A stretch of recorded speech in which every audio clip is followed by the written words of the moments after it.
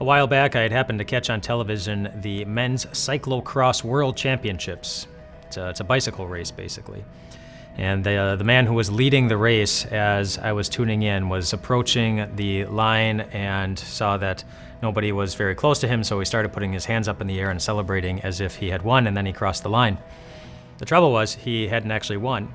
In fact, he hadn't even finished the race. He made the mistake of celebrating a little bit too early. He had one more lap to go. Thinking he had finished the race, he started celebrating as if he did.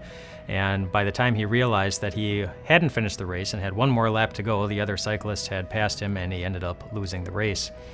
You know, as we go through our lives, there are any number of things that we celebrate. We celebrate birthdays. We celebrate when someone gets the job they want. But really, there's only one thing that is worth celebrating more than anything, one thing that is actually going to help us win. And the danger we have is that if we take our eyes off of the one thing that'll help us win in the end and celebrate other things more than that, we put ourselves in danger of losing entirely. So what are you celebrating in your life?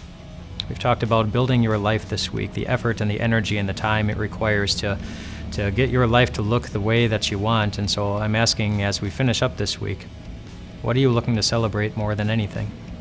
What do you consider to be a win? Consider what Jesus did. In Matthew chapter 16, it says, "From that time on, Jesus began to explain to his disciples that he must go to Jerusalem and suffer many things at the hands of the elders, chief priests, and teachers of the law, and that he must be killed, and on the third day be raised to life." I don't think there are too many people who go through life considering the most important thing to be suffering. Boy, I hope that I can get to a place where I'm in a whole lot of pain, and yet Jesus did. And the reason he did was because the one thing that he was focused on more than anything was giving you a finish line at which you would be guaranteed to win.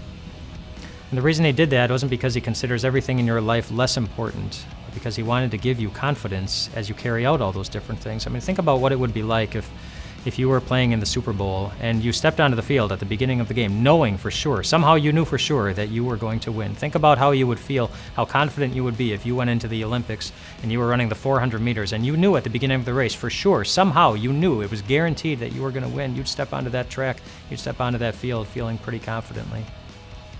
Imagine what it would look like if you were confident every day as a Christian.